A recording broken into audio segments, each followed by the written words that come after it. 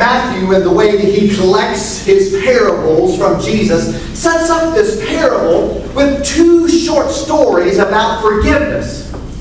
We only have time in this sermon to discuss one of the setups, and it's the one that immediately goes into this parable, and actually I also find it the most interesting of the two. Peter asked Jesus, "How many times should I forgive somebody?" Peter's a very big-hearted guy. He's a very generous guy. So he says, "Should I forgive them 7 times?" See, Peter understands that forgiveness is one of the core values of following Jesus. And he's prepared to do that. When somebody eats his sandwich while he goes back to the counter to get some more napkins, he's prepared to forgive him. When someone lies to him about being busy, when she really doesn't want to be with him, he's prepared to forgive. When his friend is late for the 7th time, leaving him stranded for an hour, he's ready to forgive him. But the next time he's late, he's going to really lay into him because he's done it 7 times. Except Jesus doesn't affirm that. He says, "No, I'm telling you, not just forgive 7 times. I'm telling you forgive 77 times or 70 times 7 times. Anyways, it's more than you can count whichever way you read it. Because Jesus doesn't want us to keep a talent sheet adding up if we've hit 77 times or 490 times. That wasn't the point of his statement. 7 is, after all, a symbolic number in the Bible. A symbolic number that meant completeness. So it's as if Jesus is saying, when Peter says, "Should I forgive somebody completely 7 times?" Jesus is saying, no. Beyond completeness. Completely beyond completeness. Then, according to Matthew, Jesus tells a parable where nobody forgives 70 times, 7 times, and nobody wins. It's a morality tale of how being ungracious can turn everything into a downward spiral. In the parable, one servant was unable to pay the king his money. The amount, 10,000 talents, was a fairy tale number. It's a made-up number. It was so large, everybody who heard Jesus' parable knew it was a fantasy. It would be like saying that a regular working-class person owed somebody $1 billion. That's a billion with a B. And that they would have to pay it off or they'd go to prison. It would be impossible to pay off, and it would be impossible to collect. How many of you all are ready to pay $1 billion debt? Anybody? When the servant pleads before the king, it says, "Be patient with me. I will pay back everything." Everybody heard the story, knew he was just begging. He was just hoping. There was no way to pay this off. This was an impossibility. He would never pay it back. He would be able to pay it back next year or next century if he could live long enough. Now the surprise of the story is that the king, the Lord, forgives this debt. Forgives this huge debt that he is owed. Upon being forgiven, the man who's had his life being given back to him promptly goes outside about his life and sees another servant who owes him some money. And he immediately says, "Pay me back what you owe me." This servant owes him the equivalent of a couple of months' pay, which is not nothing, but it's not $1 billion, right? in some time, he could have paid that debt off. Instead, the servant who had just been given his life back, who had just been forgiven a debt he could never repay, tells this servant, this fellow servant like him, if you can't pay me right now, I'm sending you to prison. We assume off the person's taken to prison. Because what happens in the story is this does not happen in a vacuum. Some other people see what happens. Some other fellow servants. And they are horrified at what had just happened. The others see what takes place. And what happens next is quite interesting. They do not chip in and bail their friend out of jail. They do not start a GoFundMe page to pay off his debt. Their aim is not to help their friend who just unjustly was placed into prison. They want to get the guy who put him there. And so they run off to the only person they think who can make a difference. Back to the Lord, back to the King who will do this. They become tattletalers. Your kindergarten teacher would not approve of this, right? The tattletalers make a big impression on the king. He is enraged that this man he had forgiven this incredible debt goes off and takes his compassion, his charity, his generosity, and turns it into meanness. And he has the first man brought back to his court. When the merciless man is brought before the king again, he is met with these words, should you not have had mercy as I showed you mercy? But that was the last mercy was in the story. He is then given a short sentence, a worse sentence than he'd given before. His lack of generosity has cost him dearly. And at this point of the story, he loses his future. But he's not the only one that loses in this story. Now, frequently, this parable is taught like an allegory. You didn't realize you're going to get an English lesson today. Allegories are stories where characters or parts of the story mean something else. George Orwell's Animal Farm. This may be one of the better examples of a modern allegory. When this parable is taught as an allegory, typically we imagine the king or the Lord to be God.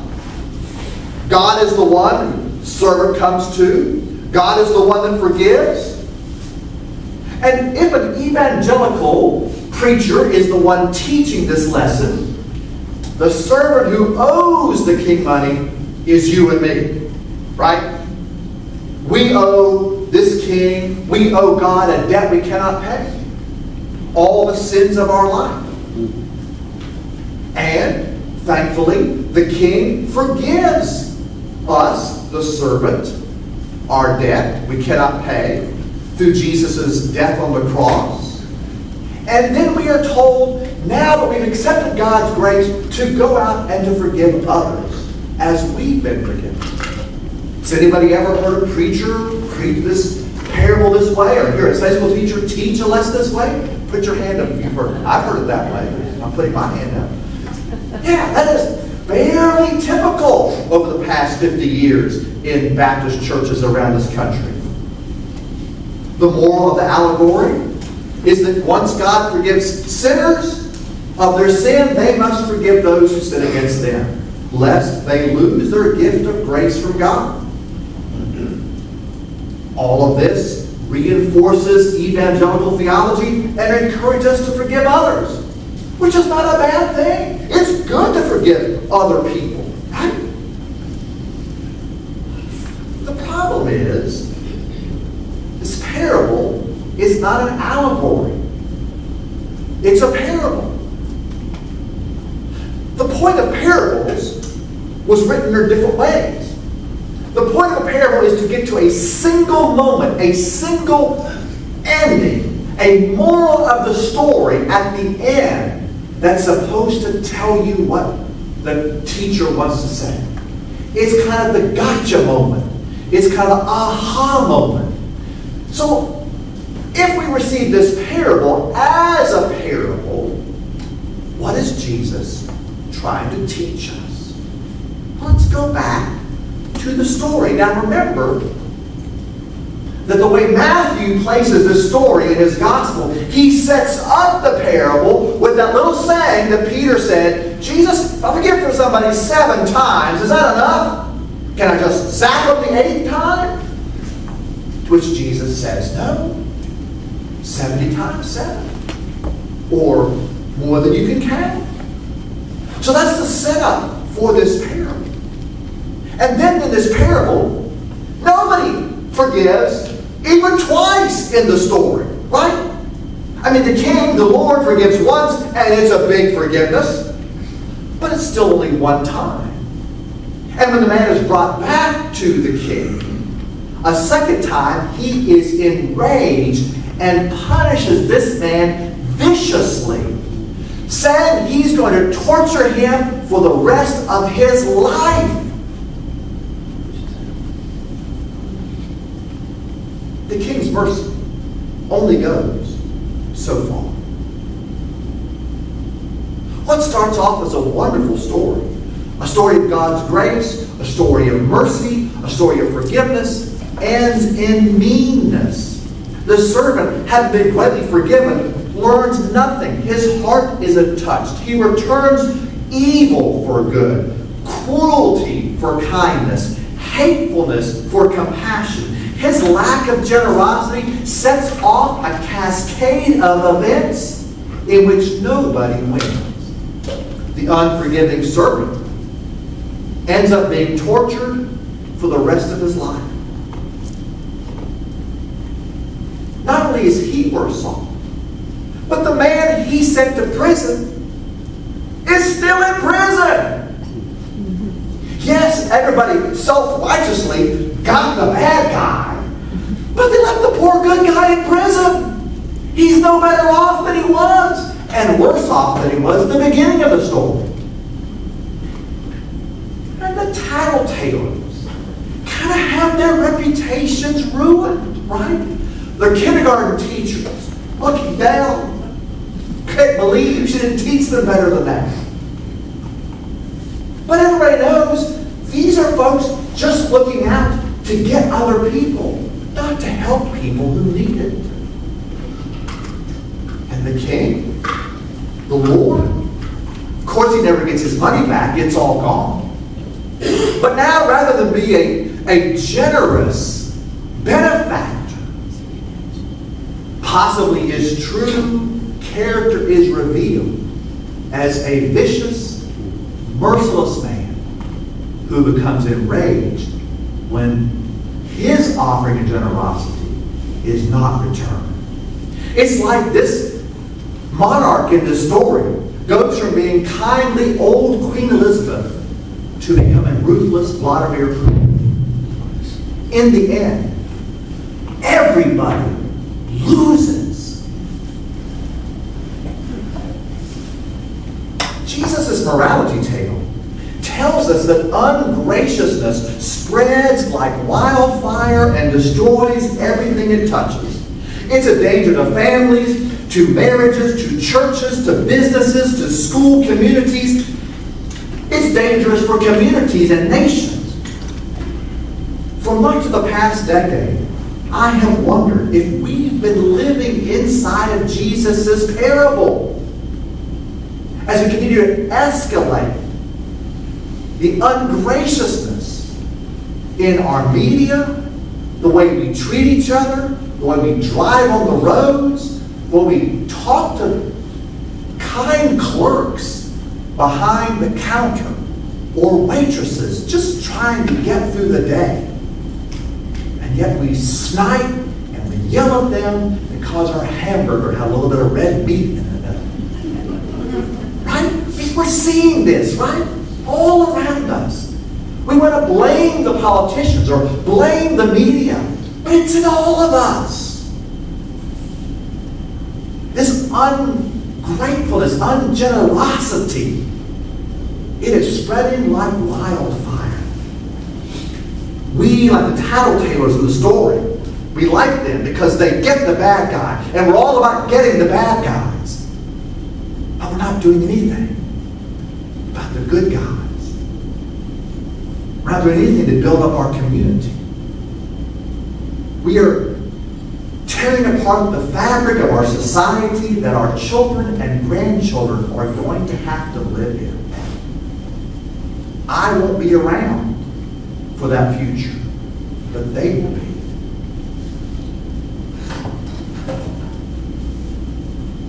And we are all losing. What happened last night to former President Trump, and to the bystander in the crowd, and for all those who were interested, is terrible and awful and sad. And I've already heard, and no doubt you've already heard this or read this in papers, people have said, this is not who we are. And I really wish that was true.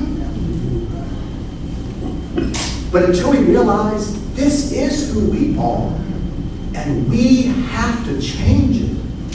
We have to turn to God's grace to change it. Until we're willing to face that, this is going to continue and continue to escalate. We don't need any more tattletalers. We don't want any more generous turned vicious kings. We need peacemakers. We need people to be cultivating graciousness and grace into their lives.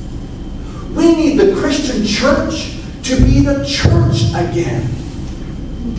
Because far too often, Christians are the very people who are escalating this ungraciousness that's pervasive in our society.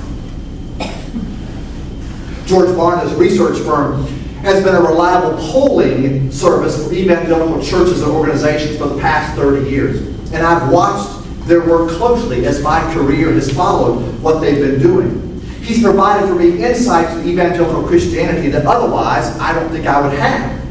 Barna's research firm has been saying for a decade that the biggest reason young people are leaving the Christian church in droves, all the statistics say this, in droves, because they think the Christian church is judgmental and hateful. Or, as I would use for today's sermon, ungracious. Rachel Held Evans was one of those young people raised in a conservative, non-denominational church.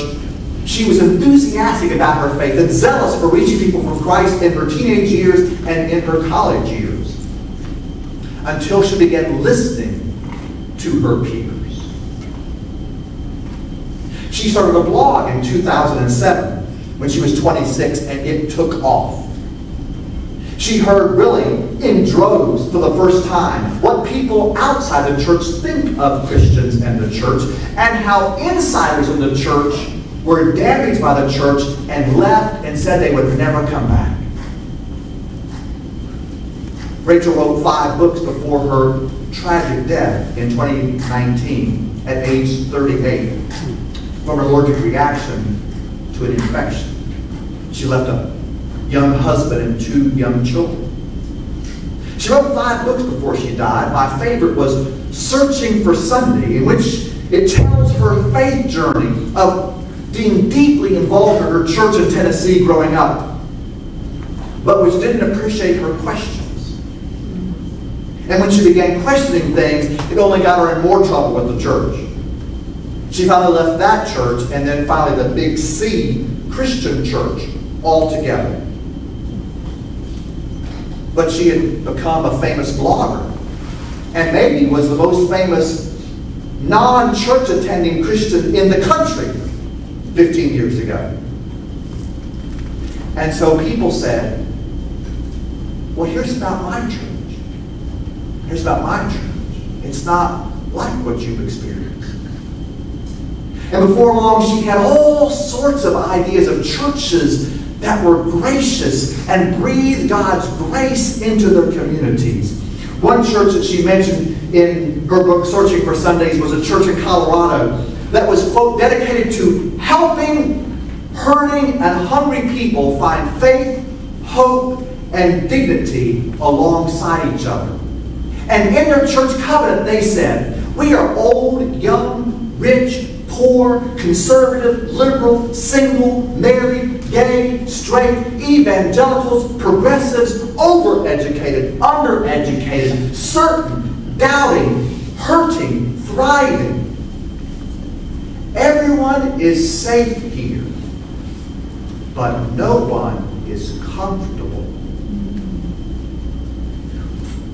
Though her husband and she did not move to Colorado, it was church like that that helped her to realize what a gracious church looked like.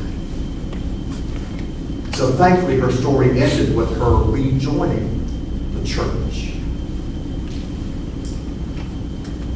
For the past 6 weeks, I've been preaching about cultivating practices of habits that can give us the wisdom for living in these divisive, ungracious, information age days. The first 3 weeks I talked about gratitude and wonder and joy. They are all what I call the Thanksgiving trio. The key to this Thanksgiving trio is living in the present, which means you work at paying attention to what's around you. Remember, I talked about looking at the world with soft eyes, which is a phrase we talk about bringing it all in. When so often today, we are just laser focused on what's right in front of us. Looking at the world with soft eyes helps us see the wonder of the world. From the natural wonders that God gave us, to even the appreciation for the complex society we live in that gives us strawberries at the grocery store almost all year long, and which can provide a package that you ordered from your phone just 24 or 48 hours ago at your doorstep. And every day, all these things happen because good and ordinary people are just doing the right thing. And we forget about them, right? But if we see the world with soft eyes and live in the moment, suddenly we have the wonder and we are thankful and grateful. And we're joyful because we're living in the moment and we're not comparing ourselves to everybody else on our social media feeds. And the last 3 weeks, I've been preaching about forgiveness and awareness and resiliency. And last week I mentioned how this Harvard study has been 86 years long. Said the one thing that stands out that keeps us more resilient, way far above everything else, is relationships. Those of us who cultivate relationships have a resiliency that keeps us going to face whatever challenges we have. How do we keep relationships? By forgiveness. There's not a marriage, a friendship, a business relationship, a church, a school, a business community that doesn't make it through forgiveness. As Bishop Desmond Tutu said, if there's no forgiveness, there's no future. And how do we work on our forgiveness? Is by being aware of what's going on inside of ourselves and knowing when we stepped our boundaries and went over and said too much and we need to apologize. And to be aware of our friends and what's going on in the environment and just try to understand people. So when they bark at us or yell at us, we just kind of take it in and say, you know what? I'm sure she's having a bad day. It's not about me. Forgiveness, awareness, resiliency. This forgiveness trio and the Thanksgiving trio, if we're working on cultivating those, we are cultivating grace and graciousness into our lives. And our society desperately, desperately needs this. In our parable today, being unforgiving, ungracious, sets off a cascade of events in which everybody loses. But you know, Jesus also tells a parable where being gracious also sets off a cascade of events where everybody wins. And you know this parable well. The parable of the Good Samaritan. Where a Samaritan, who was of other Jewish persons in Jesus' day, couldn't stand Samaritans. Republicans and Democrats love each other far more today than what Samaritans and Jews thought of each other back in those days. Okay, please understand this. This is the key to the story, right? And this Samaritan is traveling in Jewish territory, and he sees a man, and he can tell by the way he's dressed, he's that he's a Jewish person. But he's injured, and he's dying, and he's beside the road, and he says, I have to help. My graciousness, I am sharing myself, I will help him. He gives him first aid, he puts him on his donkey, and he takes him to the next town, the next Jewish town. And he takes him to an inn. An inn that probably would not have let the Samaritan sleep in that house that night. But he lets him in because he sees the gracious, he sees what he has done. And the innkeeper, who knew neither the Samaritan, whom he would never talk to in public, he listens to him and he says, I'll take care of the man. And when the Samaritan says, can you take care of his care and pay for it? And when I come back this way, I'll repay you. If they had met on the street, they may never have talked. But graciousness beget graciousness. And this innkeeper, this good innkeeper, trusts this Samaritan. And he says, I'll take care of the man. And everybody wins. Can we be a church? Can we be a people that spreads graciousness into our lives, into our community, into our society? Rachel Held Evans lost the church, and then she found a church through graciousness. Wouldn't it be great if every church was a place where everyone was safe, but no one was comfortable, resting on their laurels, not caring about the problems in their community, settling in their own sins? Wouldn't it be great if we were all safe, but not comfortable, ready to go out to change the world for God? Could we be that kind of church? Could we be that kind of people? Amen.